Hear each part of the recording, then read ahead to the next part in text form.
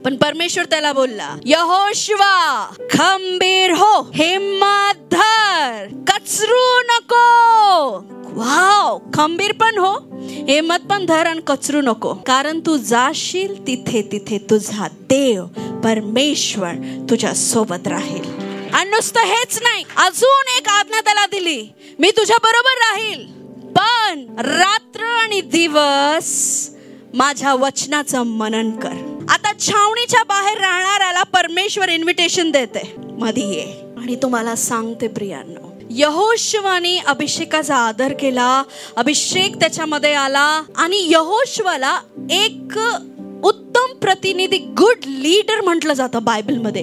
त्याच्यामध्ये एक छान लीडरपणाचं हे होतं. पास्टर्स लोकांना हे टीचिंग दिली जाते. जोशुवामध्ये एक लीडर ना, लीड करण्याचं प्रतिनिधित्व त्याच्यामध्ये होतं. स्ट्रॉंग होता, बलवान होता. तर त्या लीडर ना, गुड लीडर.